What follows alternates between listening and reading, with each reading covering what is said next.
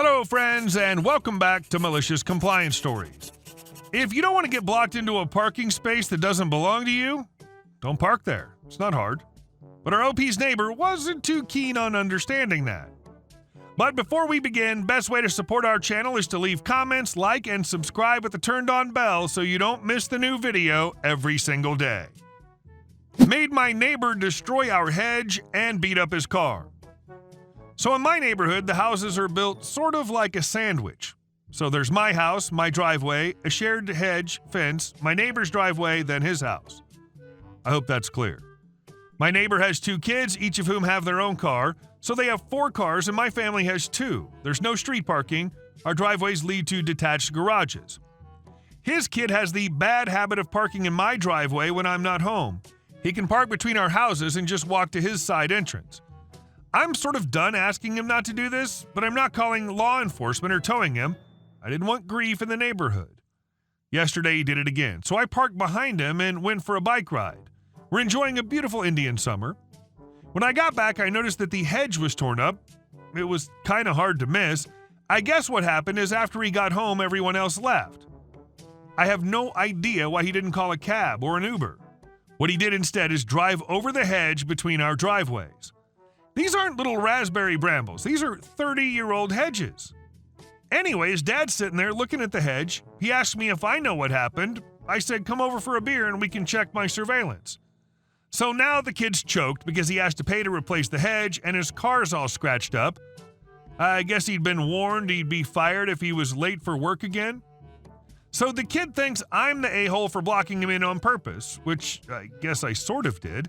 But the consequences were completely unintended. I was planning on moving the car to let them out when I got home. He could have called an Uber. Hell, he could have called in sick. And our second story, blinded by the light. Background: I work in the steel industry. It's a dirty and loud environment. I work in the office just off the plant floor that contains 3 desks. Mine, EE, the plant superintendent, and our machinist. It also has 2 coffee pots, manuals, and books galore, and a tiny bathroom that's 6 feet by 4.5 feet.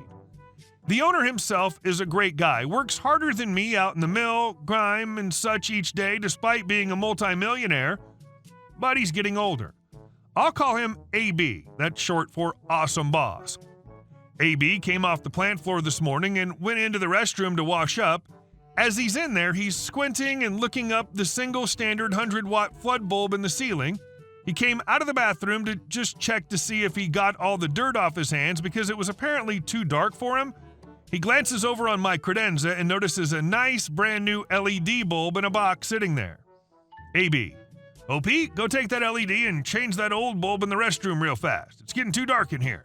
Me: Chief, that's the bulbs we use in the substation down below. I'm not sure it'll even fit in the recess fixture, not to mention how bright it'll be. AB: I can't even see the dirt I'm trying to clean off in there. See what you can do.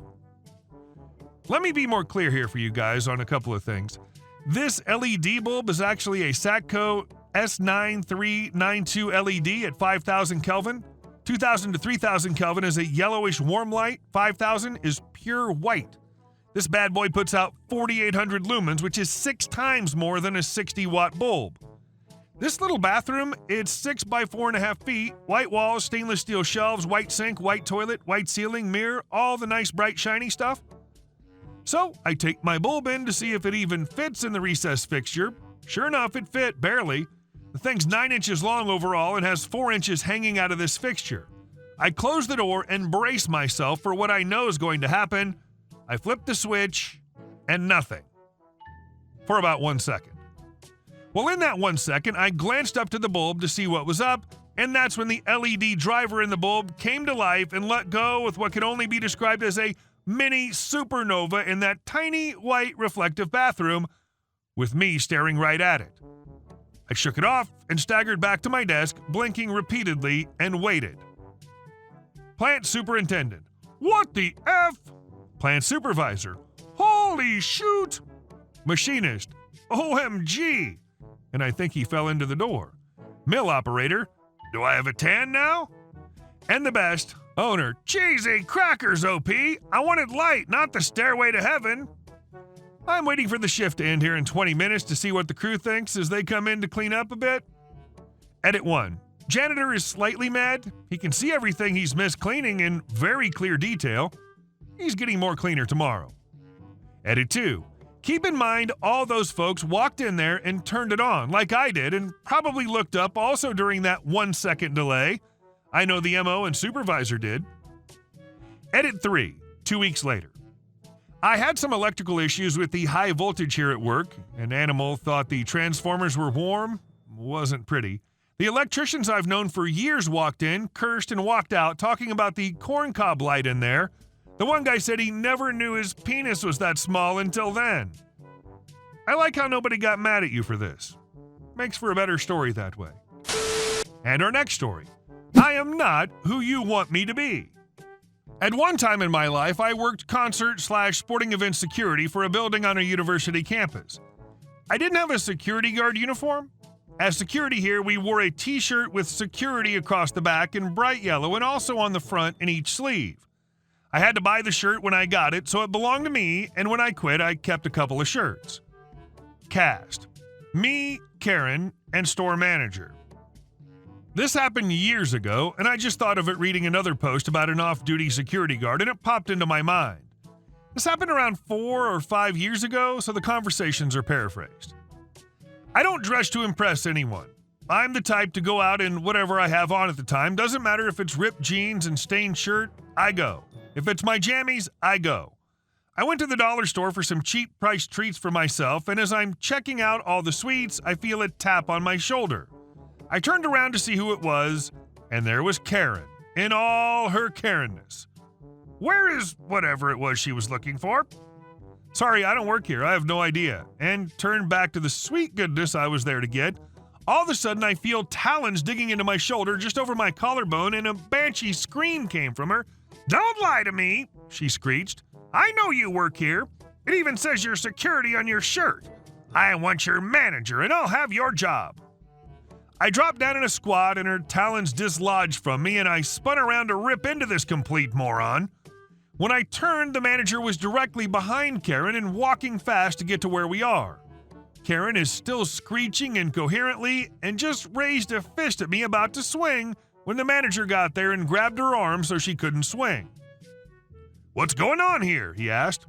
"Your employee won't help me. I want him fired. He also slapped me, and I want the police here so I can press charges." The manager laughed and said, "I was just down the aisle and that didn't happen. He doesn't work here, and I saw with my own eyes how you grabbed him." So now tell the truth. What happened? This time, he looked at me. When I tried to speak, Karen kept trying to interrupt, but the manager told her to shut it every time. I explained what happened. The manager asked Karen why she would think I worked there. No, they didn't have a uniform per se, but they all wore an apron with the store name on it. Karen said, "He does so work here. He's security. It says so on his shirt." I laughed a little too hard at that and looked at her and asked, "How many dollar stores have you been in that have security?" Even the manager had to hide a smile after that. "Either stop bothering other customers and screaming, or you'll have to leave. I can help you find what you want, but he does not work here." He then turned to me and asked if I wanted the police involved for the assault that took place.